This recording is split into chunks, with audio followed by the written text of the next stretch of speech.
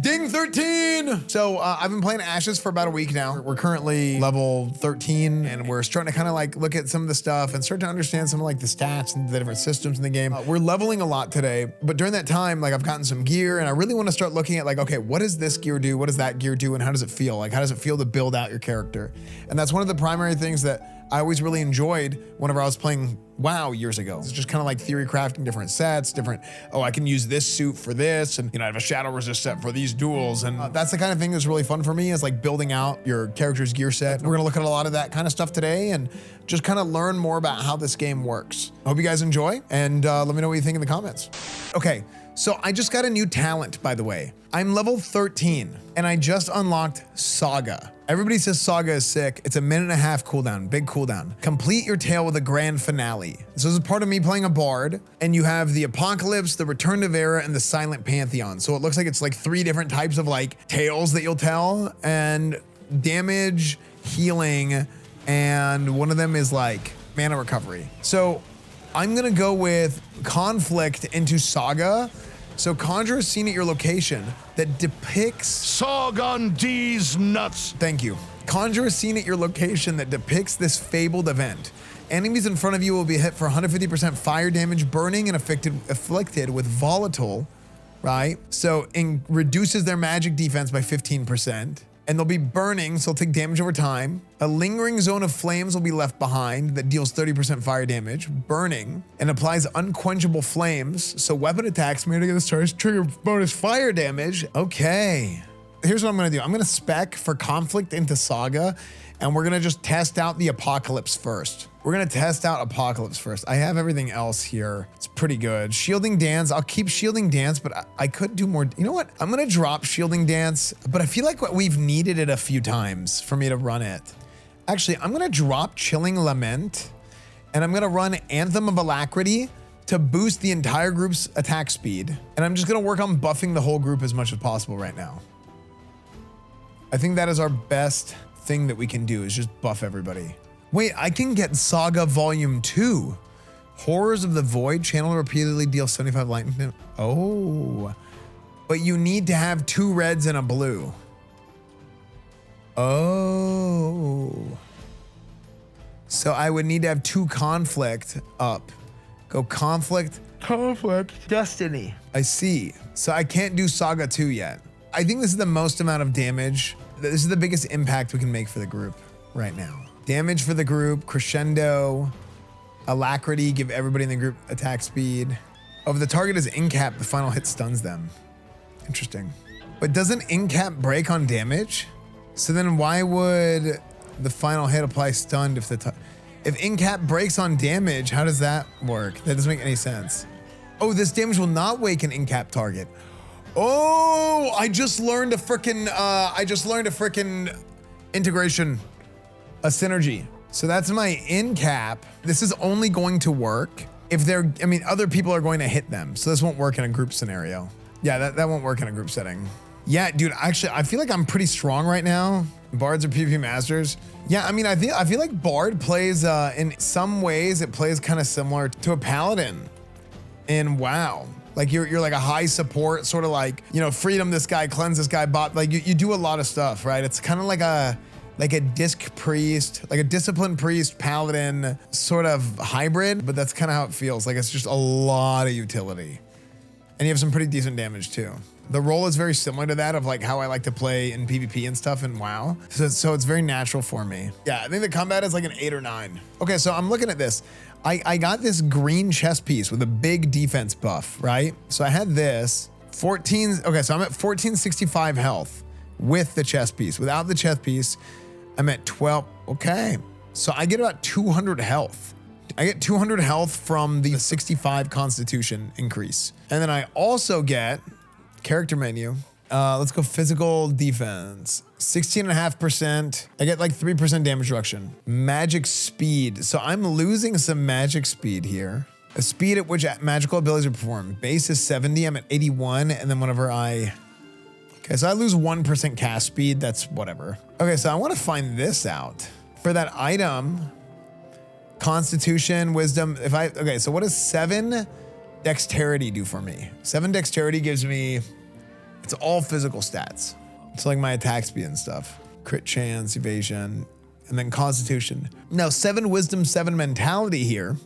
21 mana, 14 magic defense, magic crit, evasion, crit defense, magic disable, evasion, disable defense. Okay, so mentality is like a defensive caster stat. So mentality is the constitution of magic. Oh, look at this. I mean, it's 1-to-1. Strength to intelligence, dexterity to wisdom, constitution to mentality.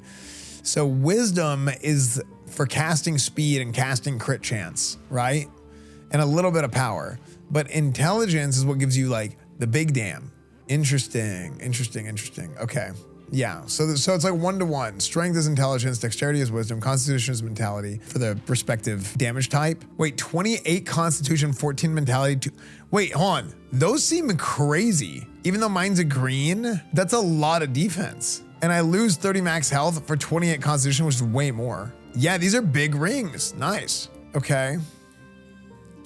I think I'm gonna run for the little bit more well-rounded sort of feeling. Let's go with the arcane necklace. And then I'm gonna run these rings. Yeah, look at that. My mana and my health go up. Look at that. I have 15, 19 health. And then this one right here, 37 power, 20, like, look, way more. It's funny, this is physical defense. This ring is a bait because it gives you 39 defense, 30 health. But the other ring gives me 220 armor, which actually increases my defense more. And it also gives me 28 constitution, which also increases my physical defense. Like 28 constitution alone is 56 defense, which is already more than the green ring. And on top of that, it's 28 times 3 health, which is more than 30 max health. It's almost 3 times. So I'm looking at, what is that? 84 max health? I mean, just that one stat alone is better than this green ring. And then the 14 mentality on top of that and the defense, I mean, that ring is huge. So Stillglade ring, I don't really need anymore. And I have 2 of these, but this one I have to really compare, like, do I want this other ring over, I mean, I lose what? A little bit of power, a little bit of physical damage for, I mean, 1.5% damage reduction and more health. I mean, maybe I should still do this. Yeah, maybe I should still just double it up then. I've been playing Ashes. It's great. However, the game loop is not my cup of tea. Crafting Gathering is more. Yeah, I think it's gonna have like kind of a niche audience, but Adept's always been a shit. Oh yeah, good point. Good point. I didn't even notice. You're right. These are initiate rings. I forgot to even look at that. So level 10 plus, you get Adept gear. Yeah, so I should get some Adept stuff. Because even then, look at the pieces. 5 pieces for the set bonus for heavy, and then 5 pieces for finesse. 10% more physical defense if I have 5 heavies. Yeah, dexterity and wisdom. Okay, so hold on. Let's take a look at this. What do I have right now? See, it says medium and then force. Oh, what's a force piece? Strength and intelligence? Oh. Okay. I mean, all these things are initiates, so I should probably just drop them. Yeah, if it's initiate, I should get rid of it. Okay, so that's what it looks like now. If I try and retool my gear, dude, this is so funny. It's literally turning into WoW all over again from back in the day. Dude, I'm having freaking flashbacks. I'm having flashbacks of me playing classic WoW in 2018 on a private server, 2017 even. So let's move this over here. This is a finesse piece. Now we have 4 pieces of finesse. So if I put this on, we now have a common finesse, which is dexterity and wisdom increased by 15%. Okay, so now if I go look at my character sheet and then I compare it to this, so I lost 25 constitution, 100 mentality, gained 46 dex, 102 wisdom. Okay, so effectively I have traded some constitution and some mentality for more wisdom. A lot more wisdom. So then if I go back and I look at this, what else am I losing in that process? Let's look at our physical attack speed, 78% and 12% crit chance. Okay. Magic power, 90, magic defense, 40.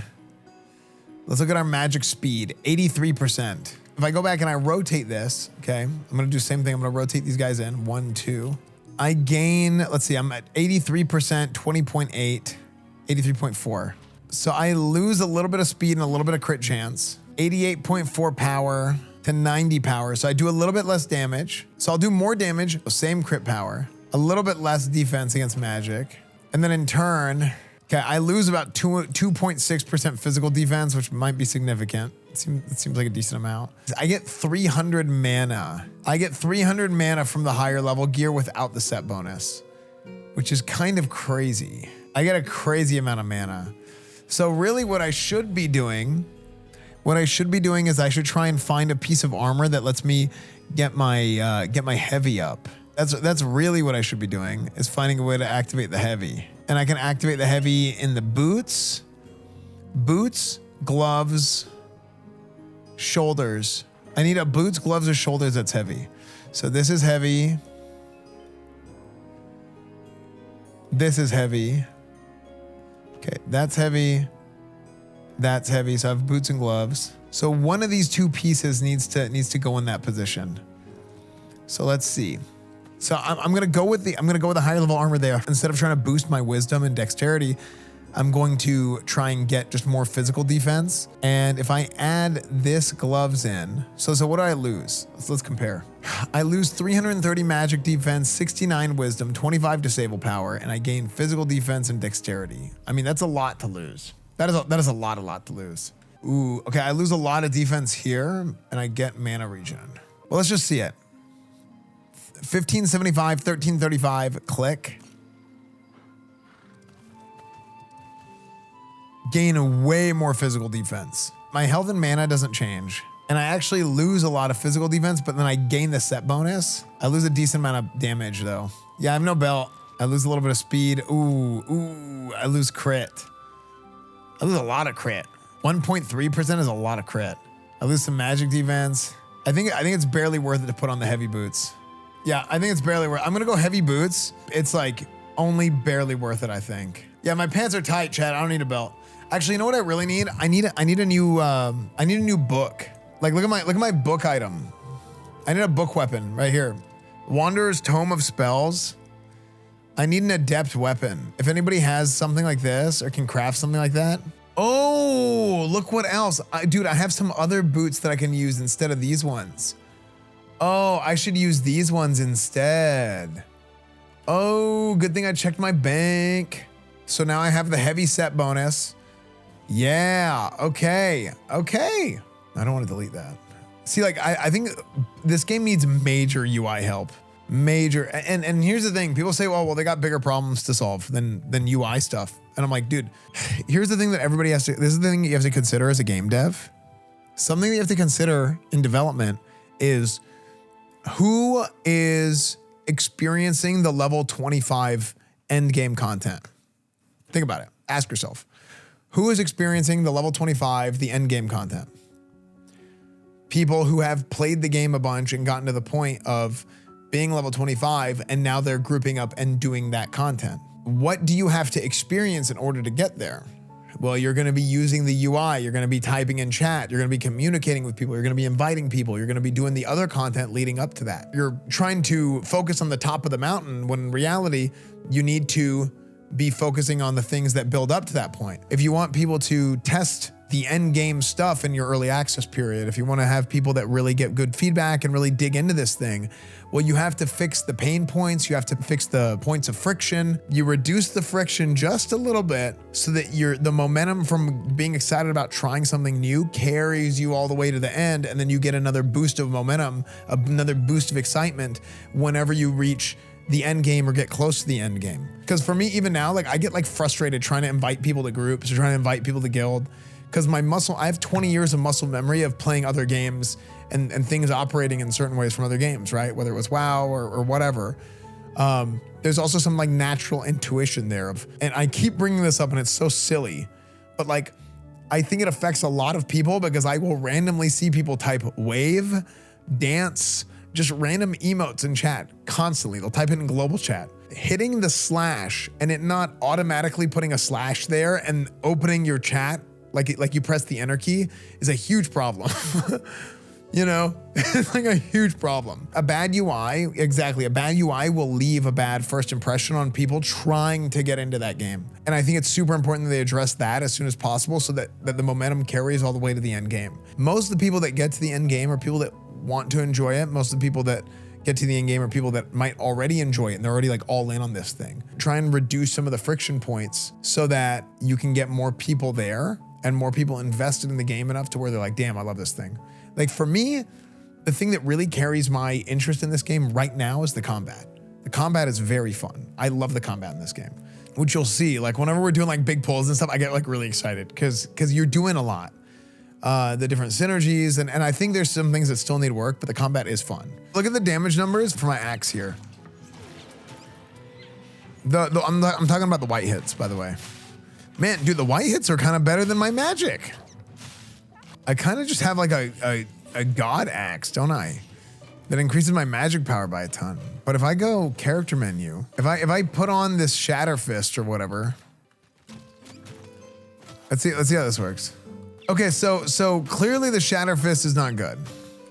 So what determines, I mean, this gives me magic. Thornbound Briar Great Axe. So what determines the damage type of this weapon? Because it's a two-handed axe, but it gives me magic power. So this is kind of the question I have. How am I to know what the main stat is? Is it just because it gives me intelligence, it'll scale with intelligence? Or is there some other thing that tells me that? Oh, it's just because it's a one-hander. Oh, you're right. 46 physical damage. So am I doing physical damage here? Let me look at my combat log. War Axe combo attack. Is that physical damage? So if it just has magic power, it scales with magic power. Is that as simple as it is? You see what I'm saying though? Because I have a two-handed axe. It is a physical axe that I smash and crank into someone's head. What do you mean by that? There's something, I feel like there needs to be something on the tooltip that tells me, it's like, oh, well, it's as simple as you see magic power, you see intelligence, it scales with that. But I think there needs to be something else because my intuition tells me there's two ways to look at this. I feel like it's kind of like it's like a dumber way of thinking to see like magic power, intelligence, and just assume it scales with that. Even though it's like, why would it not scale with that? Sure. But whenever you think about like, if you play a lot of RPGs and you play a lot of other games and you see a great axe, two-handed axe, you're like, well, surely this does physical damage, you know? Hover over the axe icon where your auto attack is. Ah, okay. So swing your axe in front of you in a series of attacks. Okay, so here's the answer. Hit 1 is 73% slash, 87% slash, finisher slash. So, okay.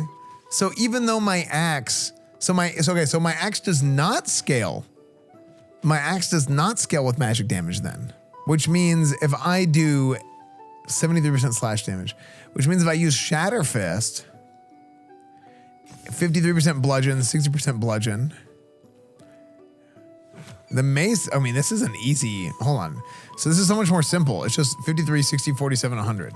It doesn't scale at all and just increase your magic or physical damage. So there's no base, so it's only base damage? That doesn't make sense because it should scale, right? Because then what's the point of having physical power and magic power? Or am I wrong? So no matter what my stats are, it just does the same damage? Where do I see my attack speed? Because I feel like this two-handed axe is nasty.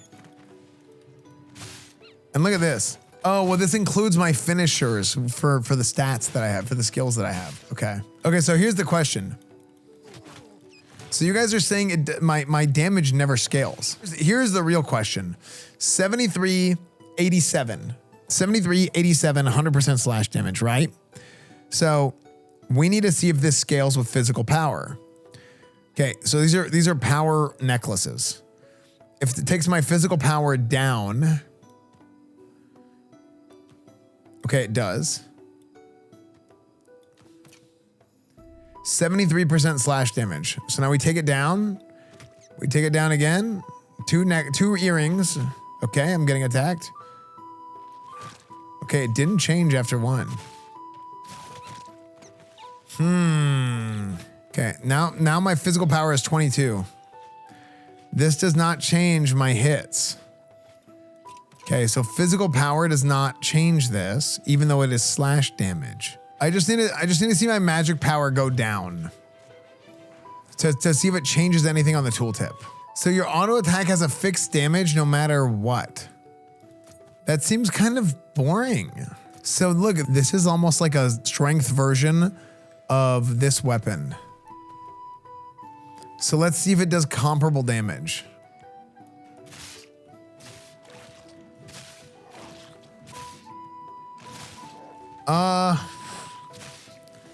Hard to say. Oh my gosh, it is kind of.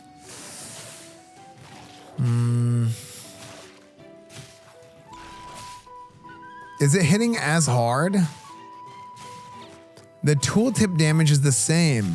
Yeah, the tooltip is the same with the two different types of war axes. Tooltip is the same and it scales their power. Yeah, but my question is not answered, which is I have a magic power great axe and a physical power great axe. And you see how close their stats are? So my physical power goes up by a lot with a gray one. But with the green one, look, I just did 199 crit, okay? With the magic one. So with a magic one, is that not physical damage if it's slash damage? If it's physical damage, then why is the green one hitting so much harder when the tooltip damage is the same and it has way less physical power than whenever I have the other one? You see what I'm saying? So yeah, the other one has to be scaling with magic power, but what determines that? You see what I'm saying? It just doesn't make any sense. Like I should be hitting for like 90, at least 90 non-crit here with this gray one. Because the tooltip damage is the same and I have way more physical power. It's slash damage. Wait, what? Yeah, you see what I'm saying? It doesn't make any sense. So something is weird here. Like clearly, like I don't understand something. Is it a bug? I don't know if it's a bug or like a, cause look, I'm doing like half the damage. Do the mobs have armor? Yeah, but I'm hitting the same one, so they should have like the same armor values. You scale with int. Well, that's what I'm trying to figure out. Is all my damage, even physical damage that I do, scaling with magic power instead of physical power? Because look at this, 57, 53 does less damage with a war axe that does the exact same on the tooltip, 73% slash damage, 87% slash damage, all the same. Everything else is the same, but there's way more physical and way less magic power. But then whenever I switch, I'm now at 23 and 89 magic power. And this thing hits way harder. And just to clarify again, we're going to the character menu. Look how much more damage I'm doing. 91, 210. I wasn't getting any of those. Physical power, physical crit, physical accuracy. Intelligence is magic power, magic crit. The base potency of magical attacks and effects. The base potency of physical attacks and effects, physical power. So if these things are the way they are, then why is the slash damage doing way more otherwise? All bards are magic, not physical. That's what I'm trying to figure out. So even my slash damage is not scaling with physical stats, meaning I should never get any physical stats ever, ever, ever. Just like in WoW, where warrior scales with strength while rogue scales with agility, bard probably scales with magic power, not physical. Bard? Well, yeah, but here's the thing. In WoW, whenever it does that, in the tooltip, it specifically says how that works. If that's the case, then I should not be getting any physical power from strength. Like what I'm saying is the tooltips are all, this is all wrong. The game doesn't explain it to you or put it to you in an intuitive way. Even though I'm doing physical damage with my weapon, physical power is not increasing the damage that I do with a physical weapon, even though it says that that's what it does. Is that intended or is that not intended? Because the tooltips are completely off. Because that's not being conveyed at all for somebody who's like new and trying to like learn the game. Whenever I'm coming in here and I have like all this magic power and I'm doing way more damage with physical damage, even though the magic power is increasing my magical attacks, you're not doing physical damage. So when I'm auto attacking with my slash damage, is slash damage not physical damage? Like my point is, the tooltips are wrong. Like it's super non-intuitive. None of it makes any, none of it adds up. Magical melee. It's super unintuitive. It doesn't change what I'm saying. I really think it's super important that they fix that. And if these autos are magic, If I hit something with a really high armor value, then it should not affect it. It doesn't say physical damage, it says slash damage. Again, when you think of slash damage, what do you think of? There's two primary damage schools of damage, magic and physical. In magic, you have subcategories of damage, and in physical, you have subcategories of damage. In a traditional RPG, you would think like thrust damage, slash damage, blunt damage, something like that, right? And then in maybe something like in magic, you would say shadow damage, fire damage, frost damage, you know, maybe holy damage, something like that, right? Nature damage. How about you thrust this? Okay, thank you for the insight. This is my entire point about what I'm saying is the information that is made available to you doesn't go in line with a traditional RPG player's intuition. It's fine if it works the way it is. I kind of think it's dumb if it works the way it is, but the real problem is that it doesn't convey that to you in any way that anybody would know off the cuff. Right? Like nobody would ever think that if they were like a traditional RPG player. Now, if you don't know anything about RPGs, if you've never played another RPG before, you might actually not even think about it, right? You'd be like, okay, well, that makes sense. This weapon gives this stat helps the weapon. Of course it works that way. Which is kind of funny how that works, right? But it's just so different from everything else and there's nowhere that notes that. So it's hard.